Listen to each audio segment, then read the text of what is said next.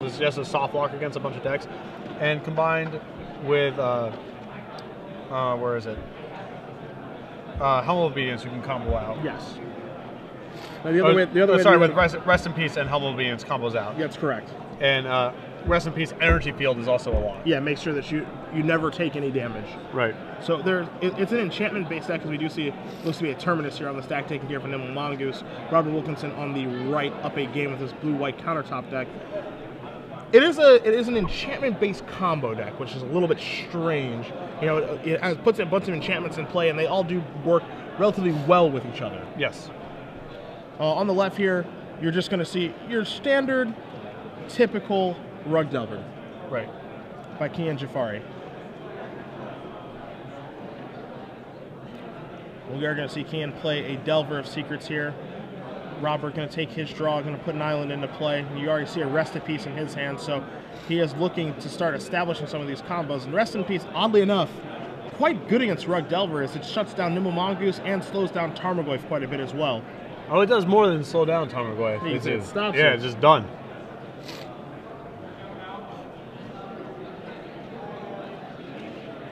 So we'll see if Rest in Peace is going to resolve here or not, if this is worth fighting over. It wouldn't surprise me if they do fight over this one. I mean, this card is a huge, huge beating on Rug Delver. And we are going to see a Spell Pierce here from Keyan. Daniel Walker, if you're in the room, Robert going to sacrifice a Flooded Strand Daniel Walker. to make an attempt to pay for that, but you can see Keyan's hand. He has another Spell Pierce. He also has a Force of Will as well, so I'd be a little bit surprised to see this one resolving. Yeah, but it's really hard to, you know, this is a spot where Rug Delver gets into trouble, where it has to be using its Force of Wills and multiple Spell Pierces on these sort of, you know, mid-turn plays that aren't, you know, expensive or that integral to hit their opponent's plan, you know? There's a lot of cards in the blue-white countertop deck that Rug has to fight over. Sure. And you do see Is It Charm, the Spell Pierce mode on that, pay 2, take care of that Rest in Peace. Delver of Secret slips into Insectile Aberration, and Keyan is coming across for 3, knocking Robert down to 13. And it's going to be hard for this, you know, Insectile Aberration to hold on long enough to close the game out when there's so many haymakers in the counterbalance deck. Although there is one of the Rug Delver's haymakers right there in this matchup in Sulfuric Vortex. And that's a card we'll bring up on the screen for you guys here so that you can see it. It's a very unique card, one that I know that you have played in the past with Burn. Doesn't let players gain life, it's just the start of it. But 2 damage each way every upkeep for each player, so you know, it's a ticking time bomb basically, and when you're ahead on life, this is favorable for you, as Robert's going to move down to 11 now because of it. Yep. Not always the easiest card to cast for Rug Delver, as it's double red and 3 mana, but it is devastating once it's in play. So let's see what Robert's able to do here, as we do see an energy field in his hand.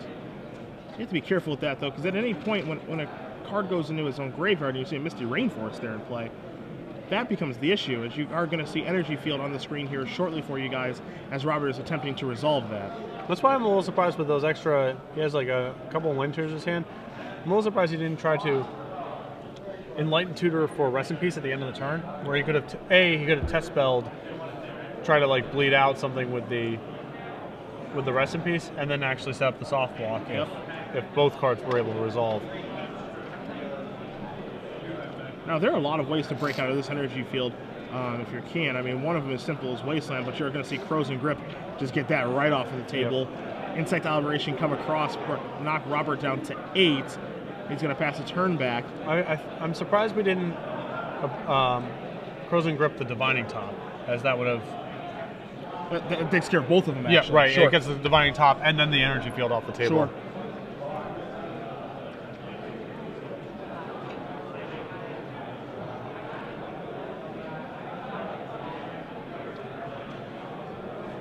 And that top in this deck, especially with, you know, Robert having a fetch land still, that top can do a ton of damage. Yeah, it's a deck that is heavily reliant on Sensing Divine Top being in play. As you're going to see Robert move down to 7, with the Misty Rainforest. And yeah, if that's something that you can keep in check, either, you know, via Closing Grip or Pithy Needle or some sort of effect, as we're going to see Enlightened Tutor here. And that's meant by Spell Pierce. Going to go a long way towards winning the game. Keyan is getting some pretty impressive value late in the game with his Spell Pierces here. Yeah, that's what you beat me to the punch there on that one. Surprising to see that counter a one-mana spell at this point in the game. Especially Enlightened Tutor of all spells. Yeah. You are going to see a top activation here. Robert needing to find both a removal spell for the Insectile Aberration and needing to find some answer to Sulfuric Vortex, and not having that much time to do it. He is under the gun here. 2 angles of attack, as you see, lands there, one of which is Mystic Gate. That one's the third from the bottom. Sulfuric Vortex trigger from Keyan, going to knock Robert down to 5. You are going to see Enlightened Tutor here. So are we going to get Energy Field again? You do see Force of Will and a blue card there from Keyan in his hand. Looks like he is just simply waiting. There's the Energy Field that you spoke of.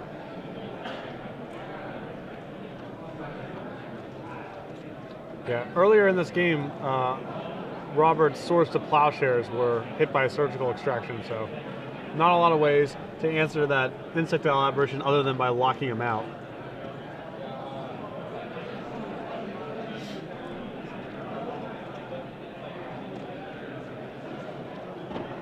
See Robert going to attempt to cast an Energy Field here. You're going to see Force of Will, move a blue card. Those are the last 2 cards in Keyan's hand. Going to knock himself down to 15. And Robert is looking at lethal next turn. Yeah. The Aberration knocks him down to 2, and then the Vortex finishes the job. You're going to see a top activation here.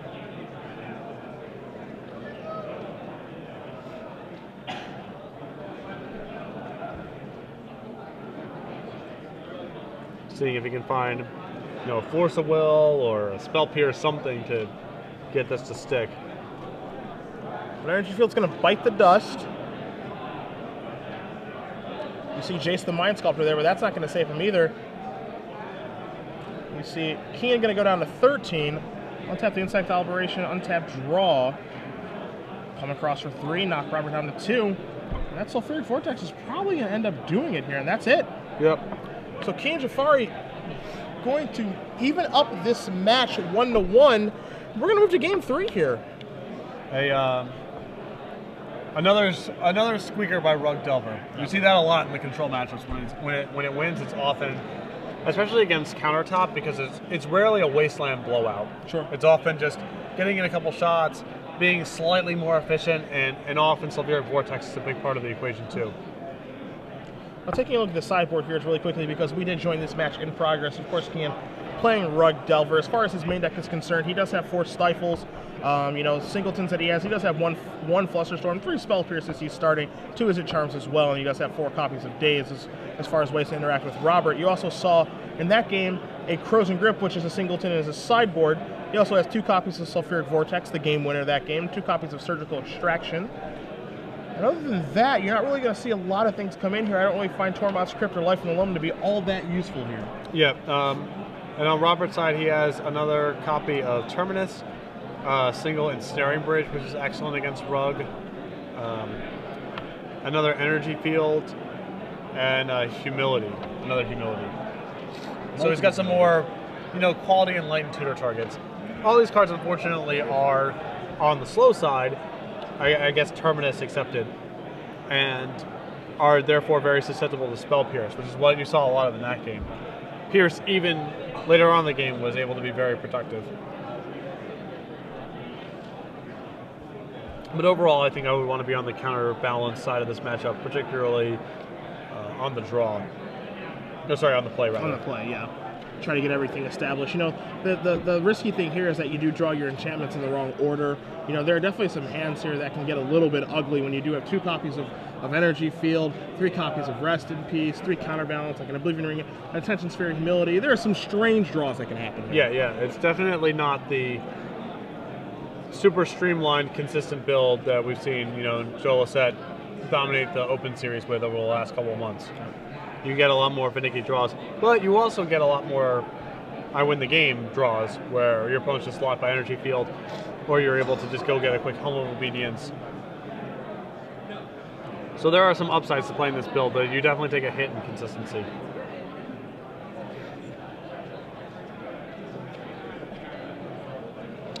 Both players ready to start off the action.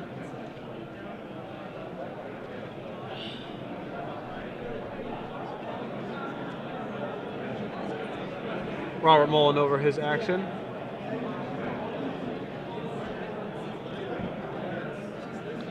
Momentarily bug-eyed at his hand. And it looks to be a keep. Both players are going to keep. We're going to see Flooded Strand here knock Robert down at 19. A little bit under 9 minutes left to go in this match, so time of the essence for both of these players as well. Right, that's another advantage of this build of countertop over the more conventional builds. You can definitely win our game quickly because you actually have some combo draws with Helm of Obedience and Rest in Peace to win the game instead of having to just wait for your retreat to show up.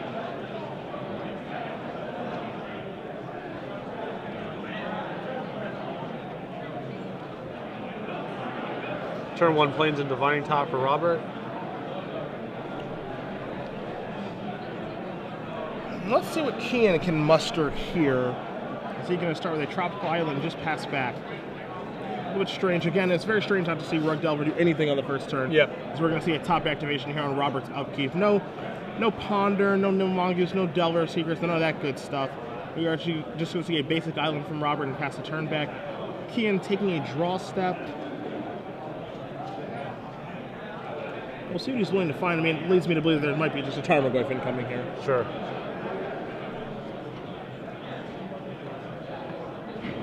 So Volcanic, and we're going to see Delver Secrets. Do you think he might have left up Spell Pierce Mana on his first turn? That's what it feels like.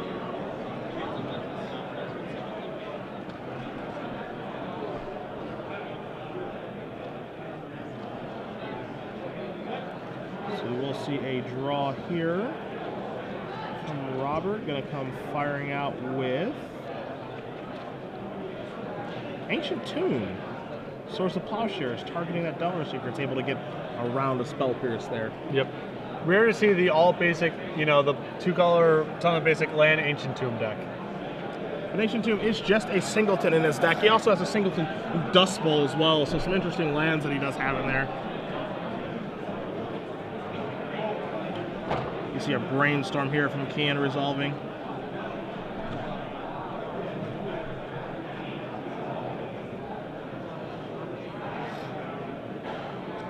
Trying to sculpt his hand a little bit, but it's challenging, like I said. So many haymakers in this build of the blue-white countertop deck.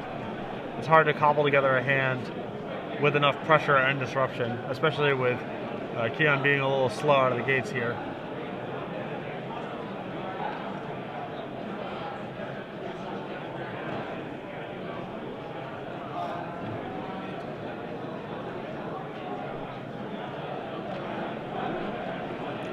So we do see a fetch land resolving here, the Flooded Strand. Shuffling away with the Brainstorm. We'll see exactly what Keyan is able to muster here, because he is going to have to get some damage on the board here relatively quickly.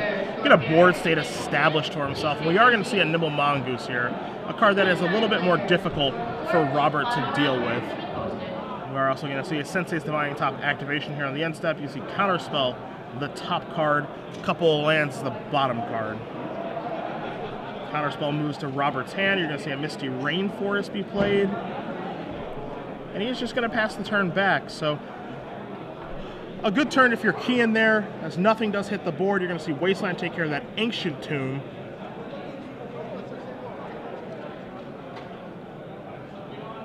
And we'll see if we can get that Nimble Mongoose up to 3/3 land. We're going to see a Ponder. It's going to resolve. Robert with Counterspell in hand, but probably wisely electing to not fight over this Ponder. Yeah, we can do better than that, I'd like to think. I think Ancient Tomb is the ultimate, your opponent's up to no good land. When your opponent leaves with Ancient Tomb, they're not looking to play a fair game. No, I think the direct opposite of a fair game is what's in order. Even with this deck, it does help this deck to power out, cards like Helm of Obedience. This is about the most honest Ancient Tomb deck you can imagine, and it's still trying to combo you out or lock you in counterbalance. One of the two. Jafari and Kevin Long.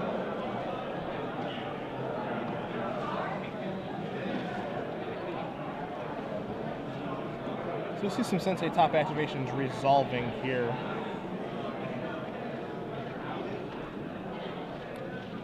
And of course, it's very important for Robert to be clock conscious here.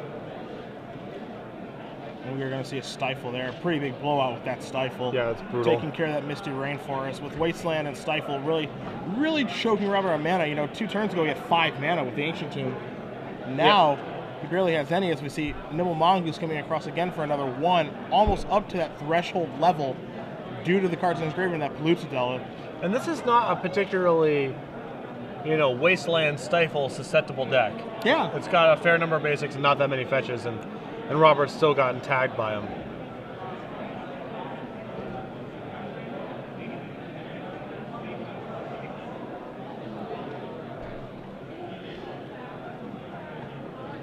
Looks like his hand is Jason a lot of lands.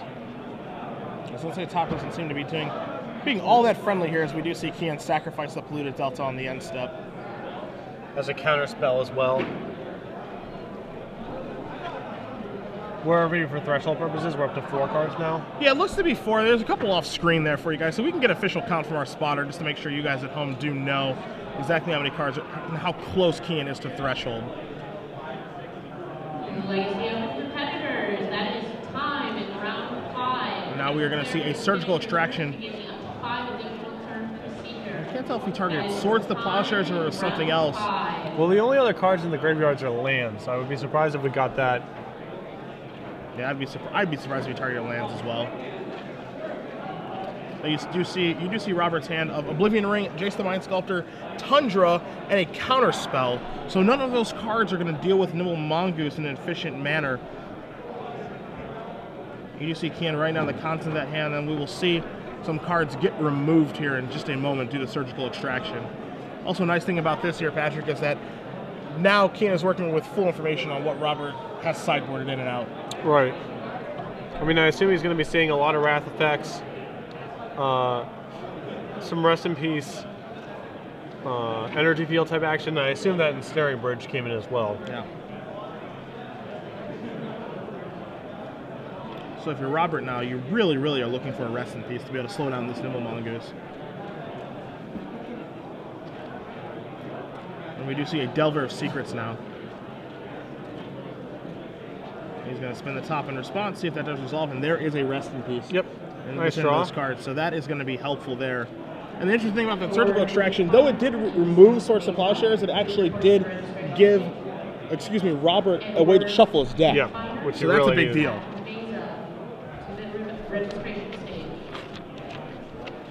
So the threshold count that we were going to get for you guys, completely irrelevant now, as Rest in Peace is in, but we do see a Stifle. The one to know Keyan. about. Wasteland taking care of the Tundra, and we see him coming across for 4, 3 in the air, 1 on the ground. In that Wasteland, even though Robert has a lot of mana to work with, is significant as it allows him to not play Jason's counterspell back up. Yep. We do have Robert down to 9 now. Is there a humility there? That is a humility. You also do see a Tundra within those cards. And the last one is a Helm of Obedience. Okay. Oh, wow. So he's actually very close to the combo kill. Of course, he is staring at 4 untapped lands against Rug Delver, so he has to be careful how he does this. But again, he is being pressured right now by Keyan, and there are lightning bolts in that deck. So how much time does he actually have? I think he should lead out with Jace here, because I think that's almost certainly going to draw a counter, and you can get closer to setting up your kill. Yep. Because now with the Nimble Mongoose not threshold, they can't really allow, you know, the Insectile Aberration can't really get unsummoned. It's too much of Keyan's clock, rather. So he almost has to fight over this, and then that sets him up for Helm of Obedience. You see, he's going to come out here with Oblivion Ring with Counterspell backup. And see, I would actually rather... He's going to Stifle that comes into play trigger. Yep. I'm a little surprised that he just let that resolve and didn't fight over that, as you do just want to get the counterspells out of his hand, I think, here.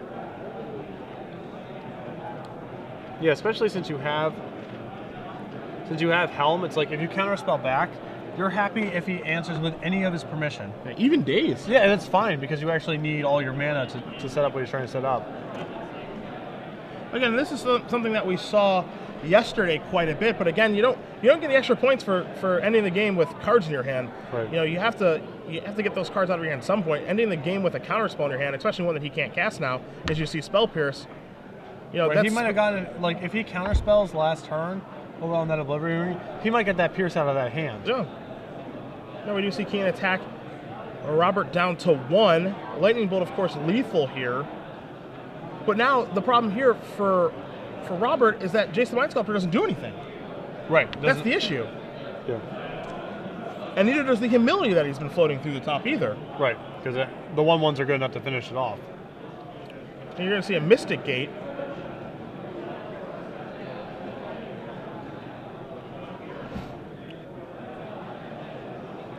You're going to see Jace the Mind Sculptor. And I guess he can still find Energy Field this turn. He can find Energy Field. He can also find Terminus. But what we do find is a handshake here, and Keyan Jafari winning 2-1 over Robert Wilkinson. Very impressive win. I mean, you know, Robert had a lot of powerful tools to work with that way, and Rug Delver was able to just barely sneak it out. Like you said, I think he needed to counterspell back when that Oblivion Ring got stifled, because you got to trade with whatever is in his hand. Yep. If your whole plan is to try to helm him out. And as we see both players wrapping it up here, Keyan Jafari going to move over to 5-0, it looks like, with Rug Delver. Robert Wilkinson, his first loss on the day with his blue-white countertop deck list. And as you said, it is not a traditional blue-white countertop deck list. More traditional ones that we do see are ones run by Joe Lossett, who is in attendance this weekend. How do you feel about this one with the kind of combo kill, the energy fields, the rest in peace, versus the more traditional flavors?